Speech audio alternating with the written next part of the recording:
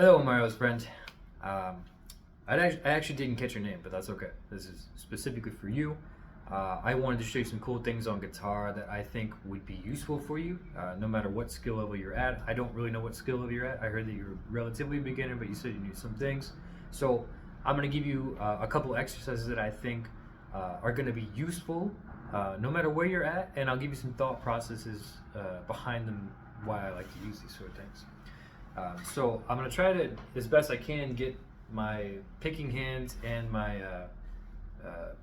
fretting hand in the video here. I'm going to try to move around so you can kind of see it, but feel free to kind of slow the video up or down. I'll try to not to talk during those motions so you can kind of hear them. I also recently moved and I don't have an amp, so hopefully you can pick up my guitar. That's the only one I have. Let's go with that. So the first exercise that you probably already do, but I'm going to make sure that you're doing it right, just to kind of clear your own mind and answer any questions you would have, is the chromatic scale. If you've never heard of this term before, it's basically just every single note. At the same time, there's no rhyme or reason, no major scale, no minor pentatonic, none of that sort of stuff. But chromatic scale is just all the notes, and it goes fairly simple. We're going to use all four fingers. We're going to use the first position, and if you don't know what a position it is, it's just basically defined by your first finger. So this would be third position because I start on the third fret. This would be first position. So first position, we're just going to go all four fingers, every string, up the frets, and then we're going to make sure that we focus on hybrid picking, which is just making sure that every stroke is basically an up and down. So the premise is basically that, like, we can't move really quickly if we try to do something like this just with downstrokes. I'm wasting emotion with my hand there, so we want to get away from as fast as possible is just doing downstrokes, because I can play twice as fast if I just use the upstroke as well. Twice as fast, half the amount of energy used. So the quicker we want to go, the more we want to get used to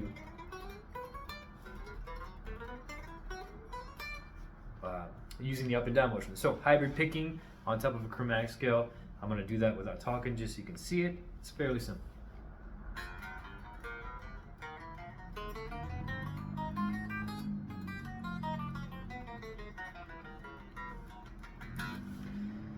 I know that sounds bonehead easy, but let me talk about some things that work there.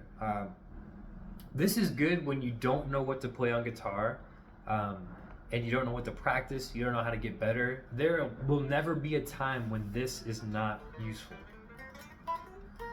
Even as I'm talking and I'm kind of like going through, if I don't know what to play guitar, maybe I'm kind of like moving around, watching TV, watching some YouTube videos or some other bullshit. If I've got a guitar in my hands and I'm doing something like this, I'm getting better at guitar. I want you to keep that kind of mentality in it, because any sort of playing on the guitar, hopefully effectively, is going to be practice. And a lot of times you'll find yourself at these kind of plateaus and not knowing what to do. These are the perfect type of exercises for this sort of stuff, because they'll always be useful. So the things we want to focus on is make sure that you're working on your hybrid picking, up, down, up, down, up, down, up, down on this hand. So make sure we don't just go with downstrokes, and make sure we're using all our fingers. And last but not least, we are playing right behind the fret without touching. I'll try to, here we go.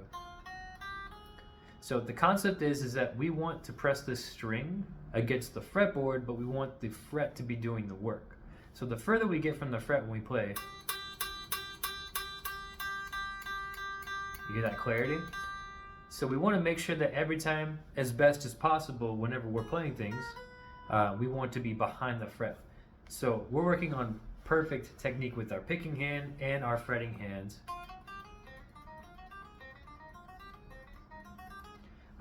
With something like this. I know it sounds crazy stupid. You might have already thought it by yourself without knowing what it is, but now you have a name for it. You have some way to make sure that you're doing it right. We can add things like hammer-ons and pull-offs. I saw a message that you didn't really know what that was. It's about as easy as it sounds. The hammer-on is basically just making sure that when you pluck one note, the next note comes out with you just pressing it down. The best way to get that to come out is playing it right behind the fret. Again, the further you are from that sort of thing, the harder it's going to be, because we want the fret to basically do all the work of making the string sound the way it does. So I'll try to give you just an example here. It's easy to do with just two fingers. We'll just take an easy position.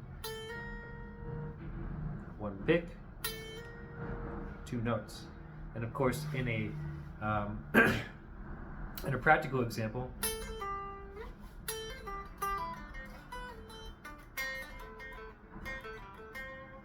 so I kind of use that hybrid picking in there, and I'm using hammer-ons and pull-offs to get speed, because the fastest way we do it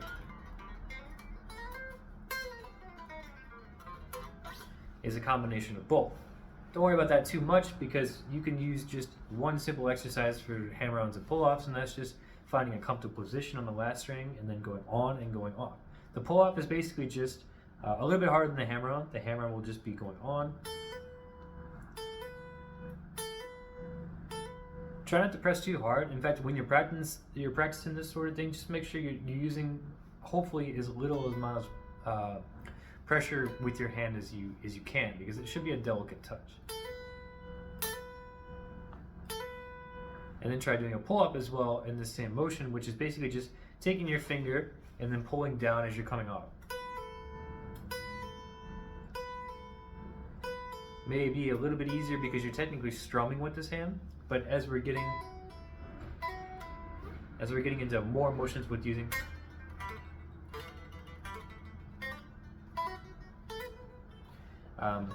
you'll get better at that sort of thing. Don't worry about it too much, but you can take that technique and you can put it into the chromatic scale. Again, another great use for this sort of thing.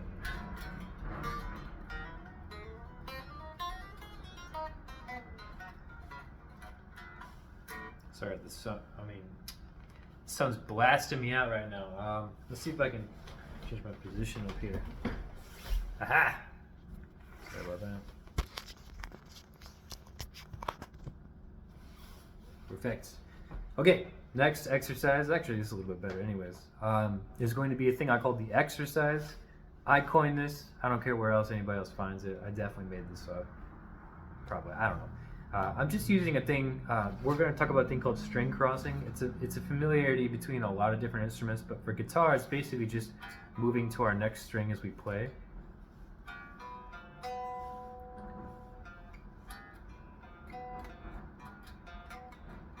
So this one's a little bit difficult because it's not as easy as just doing the 4 here.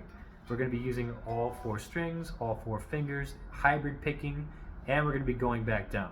So the exercise, the reason I call it the exercise is because of the pun, and two, when you're using your fretting hand here, it kind of makes an X. 1, 2, 3, 4 on the 6, 5, 4, and 3 string, and then going back up. 1, 2, 3, 4.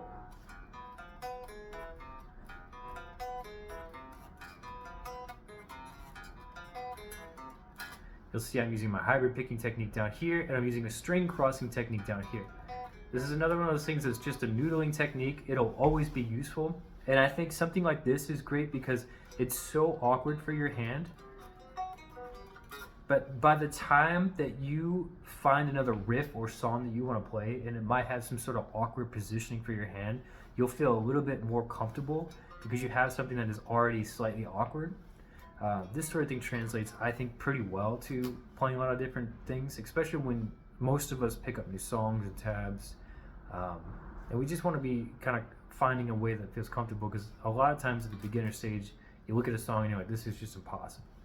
But exercises like this really help demystify why our hand doesn't want to do that immediately. Like, everything we do about this is just kind of a learned dexterity. So again, let's try to play that just so you can see. My son, hold on. Boom, my son. Okay.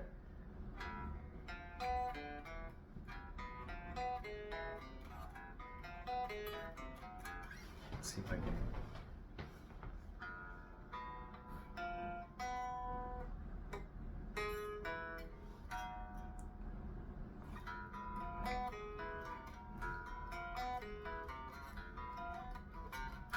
You can see I start to get some speed there. Now, the last technique I want to teach you, it's again terrible timing on the sun, is just basically how to change positions while you're in the middle of something. I would love to kind of expand on these sort of things, but again, these are just 3 simple techniques I think that will benefit you no matter where you're at, and put them in your repertoire so if you can't think of what to play, you've always got something to play. This last thing, we're going to take just a chromatic scale on the last string. You can use it on any string you want, but we'll start with the last one here. We're just going to do the 1, 2, 3, 4, and then we're going to use our first finger and move up to the 2. So let me give you an example of what it sounds like.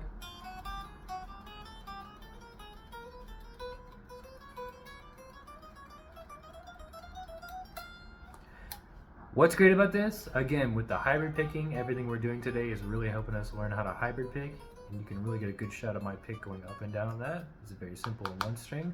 And 2, changing positions while keeping our note.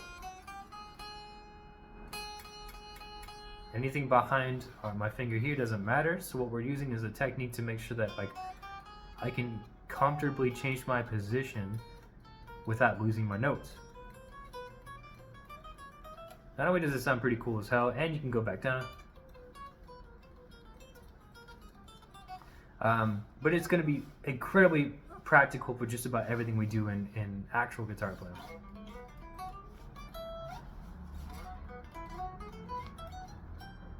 You see, you probably see a lot of guitar solos and stuff like that.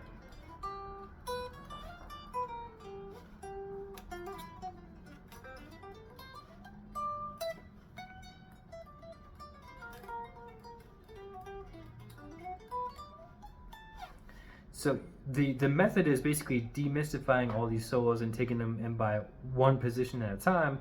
But with something like this, we learn how to change positions without kind of losing our momentum.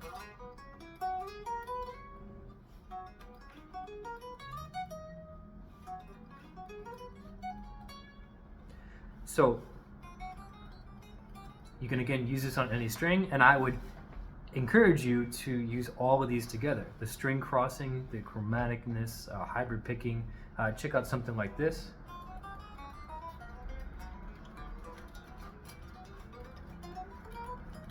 Sounds cool by itself, easy to practice, always good. You can do on the top string as well.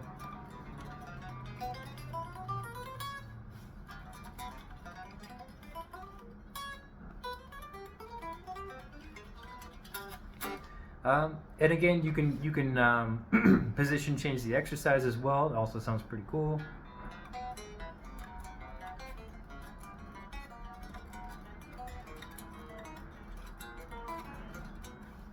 You get what I'm saying?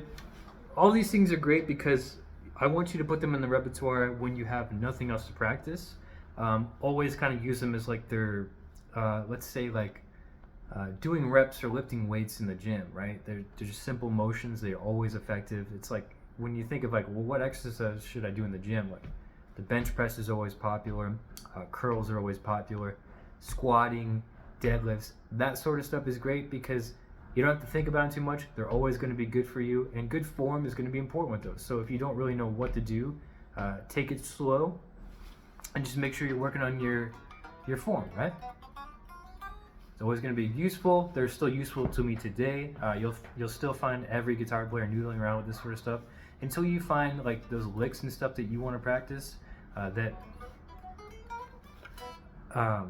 make you feel like instead of practicing, you're just playing guitar. And again, playing guitar is practicing guitar. So hopefully these sort of things are pretty cool. If you want to expand this sort of stuff, if this is making sense to you and you want a bit more detailed stuff, feel free to shoot some questions and I'll try to do a similar style video, hopefully next time without the sun blasting on it. But hope this helps, man. Good luck.